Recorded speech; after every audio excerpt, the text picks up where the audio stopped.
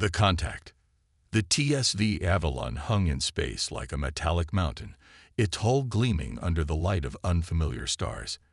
At 7 kilometers from bow to stern, the Titan-class vessel represented humanity's ultimate achievement in space engineering, a self-sufficient city in space built for deep exploration. The ship housed over 12,000 souls, scientists, military personnel, engineers, and their families, all venturing farther from Earth than any humans before them. On the command deck, Captain Eliza Chen stood with her hands clasped behind her back, watching the main view screen with quiet intensity.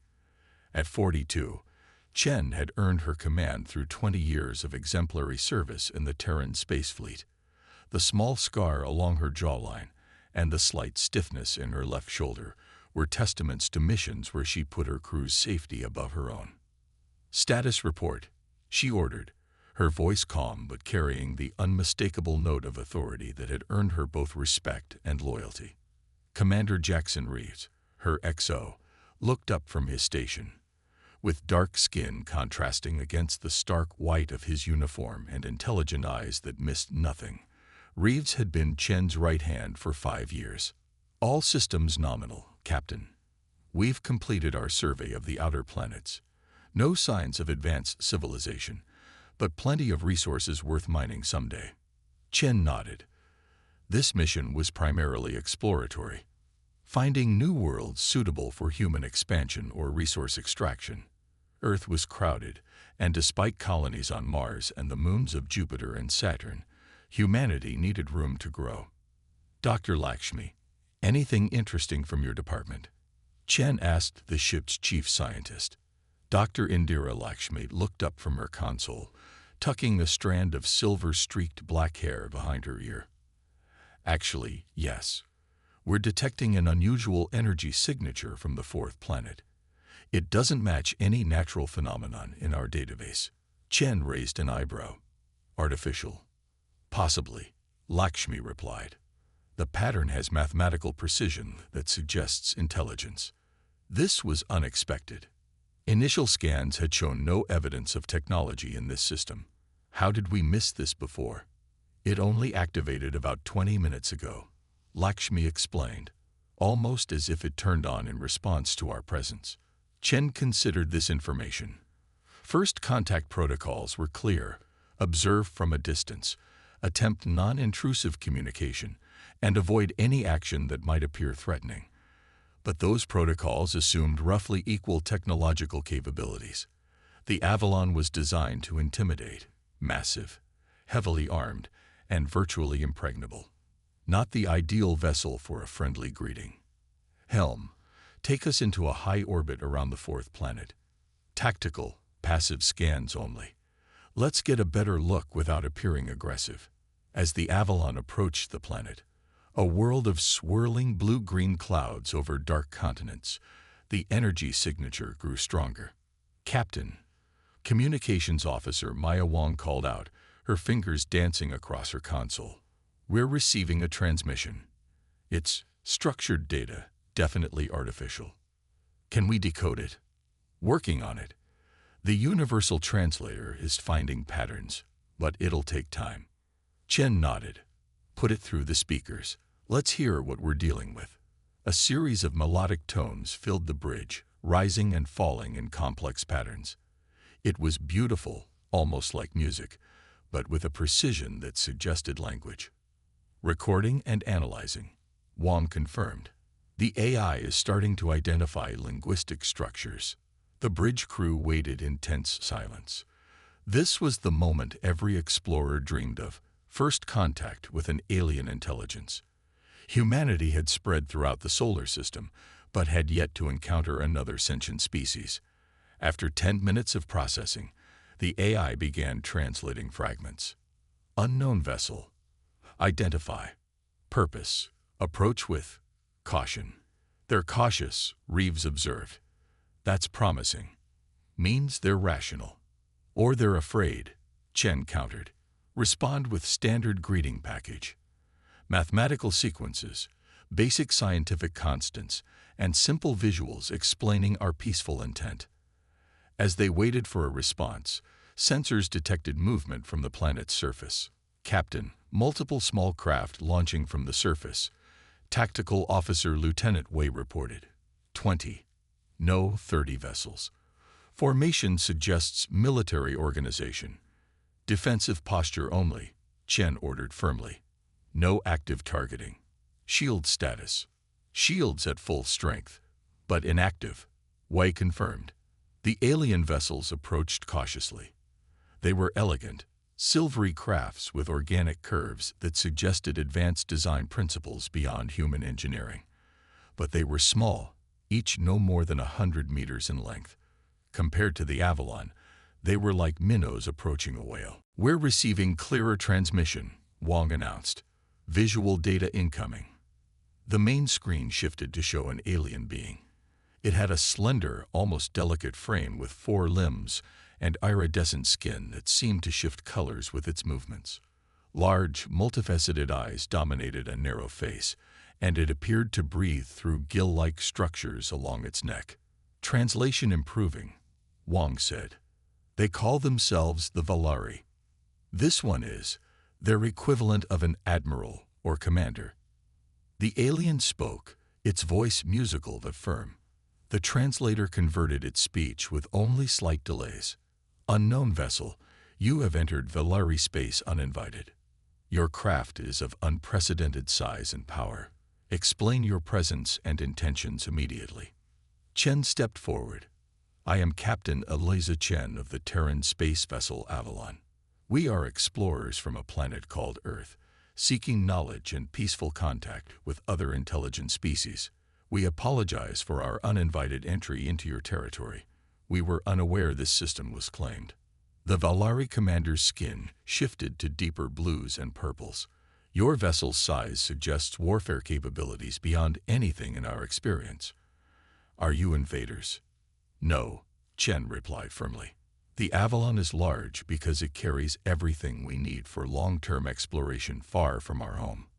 We have defensive capabilities, yes, but our mission is peaceful." The alien's skin rippled with patterns that the translator couldn't interpret. "You will remain in your current position while we verify your claims. Any movement will be considered hostile." The communication ended abruptly. "They're scared of us," Reeves said quietly. Chen nodded. "Wouldn't you be? Imagine if something 7 kilometers long suddenly appeared in Earth orbit." "Their vessels are maintaining distance," Wei reported. "No weapons signatures detected, but they've positioned themselves to monitor us from all angles." Dr. Lakshmi approached the captain. "Their technology is impressive. Those ships exhibit propulsion characteristics well beyond our capabilities." But what?" Chen prompted. "The energy output is surprisingly efficient, clean, no waste radiation. They're technologically superior to us in many ways." Chen considered this information. "Yet they're clearly intimidated by our size." "Size isn't everything," Chief Engineer Kazuo Tanaka interjected from his station. "But mass and resource allocation matter. Their ships are elegant, but I bet they're lightly armed. Perhaps their technological path emphasized efficiency over brute force." The standoff continued for hours. The Valari vessels maintained their positions, never approaching too close, but never withdrawing. Occasionally, they transmitted requests for information about human biology, technology, and social structures, which Chen authorized Dr. Lakshmi to answer within security parameters. "They're studying us," Lakshmi observed. "Their questions are sophisticated, focused on our environmental adaptations, technological evolution, even our art and music. What are they looking for?" Chen wondered aloud. "I believe they're trying to determine if we're a threat," Lakshmi replied. "Not just militarily, but culturally and ecologically." 18 hours into the standoff, sensors detected a new energy signature, massive and approaching rapidly from the system's edge. "Captain," Wei called out, tension evident in his voice. "Large object entering the system at high velocity. Energy signature doesn't match Valari technology." The Valari fleet suddenly broke formation, half the vessels accelerating toward the new arrival, while the rest maintained their positions around the Avalon. "We're receiving an urgent transmission from the Valari commander," Wam reported. The alien appeared on screen again, its skin now pale and pulsing rapidly. "Terran vessel, our space is being invaded by a hostile species we call the Draxid. They are predators who consume all in their path. We recommend you withdraw immediately for your own safety." Chen exchanged glances with Reeves. "They're warning us, not ordering us to leave, but recommending it." "The Valari fleet is outnumbered," Wei observed, studying his tactical display. "Sensors indicate the incoming Draxid vessel is nearly 2 kilometers in length, heavily armed. The Valari don't stand a chance." Chen straightened her uniform jacket. "Hail the Valari commander." When the alien appeared again, Chen spoke clearly and confidently. "Commander, we detect the threat approaching your people. The Avalon was built to protect as well as explore. We offer our assistance." The Valari's skin flashed with rapid color changes. "You would intervene in a conflict not your own." "That's what explorers do," Chen replied simply. "We help where we can." For a moment, the alien was silent, its multifaceted eyes studying Chen intently. Then it made a gesture that seemed like resignation or acceptance. "Your assistance would be appreciated, Captain Chen. But understand that the Draxid are unlike any enemy you have faced. They consume not just resources but entire biospheres. They see other sentient life as nothing more than prey." Chen nodded grimly. "Understood. Please share your tactical data and coordinate with my officers.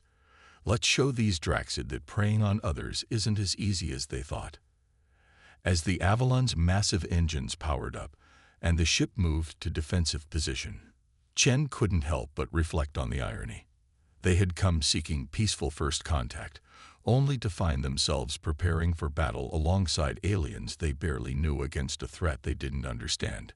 But if humanity was going to announce its presence to the galaxy, perhaps this was the perfect way to do it. Not as conquerors, but as protectors. The Alliance.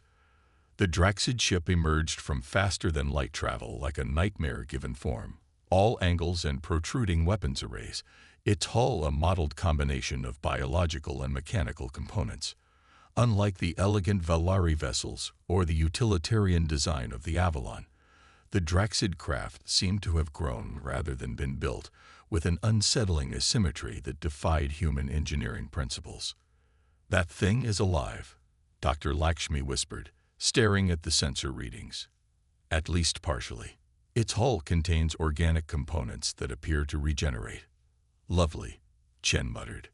Tactical analysis. Lieutenant Wei studied his console, face grim. Heavy energy weapons, unknown type. Their shields operate on different principles than ours. They appear to absorb energy rather than deflect it. And they're launching smaller craft, hundreds of them. On the main view screen, they watched as swarms of drone-like vessels poured from the Draxid ship, each perhaps 20 meters long with curved, claw-like appendages at their front. The Valari defense fleet moved to intercept, their weapons firing brilliant beams of coherent light. Where the beams struck Draxid vessels, the organic hulls blackened and burned. But for each drone destroyed, 3 more took its place. The larger Draxid ship remained stationary, directing the assault. "They're coordinating like insects," Reeves observed. "A hive mind." "Possibly," Lakshmi agreed. "The smaller vessels show limited independent action, but perfect collective coordination." Chen activated the ship-wide communication system. "All hands to battle stations. This is not a drill. Weapon systems online. Shields to maximum." Throughout the Avalon, 12,000 humans prepared for humanity's first interstellar battle.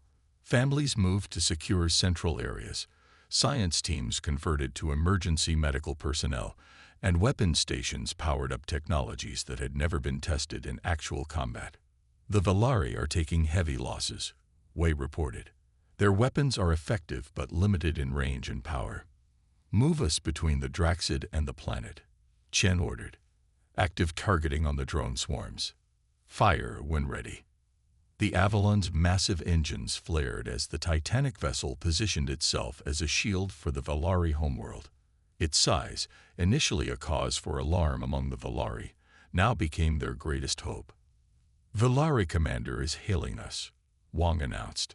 The alien appeared on screen, its skin pale with stress, patches of it darkened as if injured. "Captain Chen, we appreciate your intervention, but the Draxid will not be deterred. They have consumed 3 of our colony worlds already. Their hunger is endless. So is human stubbornness," Chen replied with a tight smile. "We've synchronized our targeting systems with your fleet's movements. Focus on protecting your damaged vessels while we deal with the main swarm." The Avalon's weapons systems activated for the first time outside of testing. Designed primarily for asteroid defense and theoretical space combat, they had never faced an actual enemy. Particle beams lanced out, cutting through dozens of Draxid drones with each sweep. Point defense turrets tracked and eliminated others with automated precision. "The swarm is changing formation," Wei warned. "They're adapting to our attack pattern." Chen nodded. "Switch to random targeting protocols. Don't give them patterns to analyze." For several minutes, the battle proceeded in their favor. The Avalon's superior firepower decimated the drone swarms, while the Valari fleet, emboldened by human support, pressed forward with renewed coordination. Then everything changed. Energy spike from the main Draxid vessel. Wei shouted. "There!" A massive pulse erupted from the alien ship, washing over the battlefield. Throughout the Avalon, systems flickered and reset. "EMP variant," Chief Engineer Tanaka reported, his fingers flying over his console. "But selective, targeting command and control systems. Main power holding but weapons targeting is offline. Restoring from secure backups now." Chen gripped the arms of her command chair. "Time to restoration. 3 minutes minimum," Tanaka replied grimly. "We don't have 3 minutes," Reeves said, pointing to the view screen where the Draxid drones, apparently immune to the pulse, had resumed their attack with even greater intensity. The Valari ships, hit harder by the pulse, drifted helplessly. "Engineering," Chen called out. "We need options." Tanaka's voice came back strained. "Captain, the Avalon's agricultural domes, their electromagnetic field generators are on separate systems. They weren't affected by the pulse. How does that help us? Those fields are designed to stimulate plant growth, but if we reconfigure them and overload the emitters, we could create a massive electromagnetic wave of our own. Not powerful enough to damage the Draxid, but possibly enough to disrupt their coordination temporarily." Chen didn't hesitate. "Do it, and divert emergency power to shields. If we can't fight, we can at least take a beating." As Tanaka's team worked on their improvised weapon, the Draxid drones swarmed around the Avalon, their claw-like appendages tearing at the ship's hull. Shields flared and held, but the constant attacks were draining power at an alarming rate. "Valari vessels are completely disabled," Wei reported. "The Draxid are ignoring them for now, concentrating on us." "They recognize the greater threat," Chen said. "Tanaka, status." "Ready, Captain, but there's a problem. The emitters need to be manually aligned from outside the ship. The pulse knocked out our remote control systems." Chen's jaw tightened. "Understood. Prepare an EVA team." Reeves stepped closer. "Captain, that's a suicide mission. Those drones will tear apart anyone who goes outside." "I'm aware, Commander," Chen replied quietly. "Ask for volunteers only." To everyone's surprise, it was Dr. Lakshmi who spoke up. "Captain, I have an alternative. The Valari communication systems appear to operate on different principles than ours. They weren't affected by the pulse. If we can transmit our field modulation patterns to their vessels, they might be able to generate a similar effect from their still-functioning systems. Can we communicate with them?" "Our systems are compromised," Chen pointed out. Lakshmi smiled slightly. "The old-fashioned way. Morse code using manual control of our external navigation lights. Their sensors can detect that." Chen nodded. "Do it. For the next crucial minutes, as Draxid drones continued their relentless assault, Lakshmi transmitted complex scientific data using nothing more sophisticated than blinking lights. The Valari, proving their intellectual prowess, understood and responded. "They've got it," Lakshmi announced. "They're implementing the modifications now." What happened next surprised even the humans who had proposed the plan. Rather than simply disrupting the Draxid coordination, the combined electromagnetic fields created by the Valari ships interacted with the unique biological components of the Draxid drones. The smaller vessels began to twitch and spin erratically, their coordinated attack dissolving into chaos.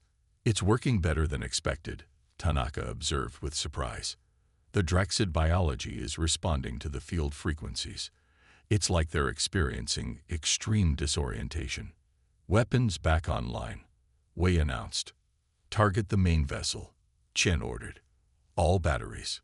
The Avalon's weapons systems, now restored, focused their full power on the Draxid mothership. Particle beams and plasma torpedoes struck with devastating effect, penetrating the temporarily weakened shields and tearing into the organic hull beneath. The Valari fleet, recovering faster than expected, joined the counterattack. Their precision weapons targeted the wounds opened by the Avalon's heavier firepower, striking with surgical accuracy. Under the combined assault, the Draxid mothership began to break apart, huge sections of its biomechanical hull tearing away. The remaining drones, cut off from their controlling intelligence, went dormant or self-destructed. When the battle ended, the Valari commander requested to come aboard the Avalon. Chen welcomed the alien delegation to the ship's main conference room, where the contrast between species became even more apparent. The Valari were physically delicate, standing barely 5 feet tall, their luminescent skin shifting through colors that hinted at their emotional states. "You saved our world," the commander said simply, its multifaceted eyes studying Chen and her officers. "When we first detected your vessel, we feared a new predator had entered our space. Instead, we found protectors." Chen inclined her head respectfully. "We're explorers first, but we couldn't stand by while sentient life was threatened. That's not humanity's way." The Valari made a gesture that the translator interpreted as profound respect. "Your species is unexpected. You build ships of immense size, arm them heavily, yet use them for exploration and protection rather than conquest. Your technology is less advanced than ours in many ways, yet you found solutions we could not. Different evolutionary paths lead to different strengths," Dr. Lakshmi suggested. "Your technology emphasizes elegance and efficiency. Ours reflects our history of overcoming challenges through persistence and sometimes brute force. A powerful combination," the Valari commander observed. "The Draxid have plagued our worlds for generations. We could not defeat them alone, despite our technological advantages. Your human approach provided what we lacked." Chen leaned forward. "Perhaps that's the greatest discovery of our mission. Not that alien life exists, but that different life forms can complement each other's strengths and compensate for weaknesses." "An alliance," the Valari suggested, its skin shifting to hopeful blues and greens. "A beginning," Chen agreed with a smile. "And isn't that what exploration is all about?" As the Avalon's repairs progressed, humans and Valari worked side by side, each learning from the other. Scientists exchanged knowledge, engineers compared techniques, and cultural specialists began the complex task of building understanding between such different species. In Earth's history, first contact between different cultures had often led to disaster for the less technologically advanced. But here, among the stars, humanity had found a different path, entering the galactic community not as conquerors or victims, but as partners. The Avalon, built to project human power into the unknown, had instead become a bridge between worlds. And as news of the alliance traveled back toward Earth, humanity prepared to take its place in a larger universe, not alone, but alongside friends whose differences made them stronger together than apart.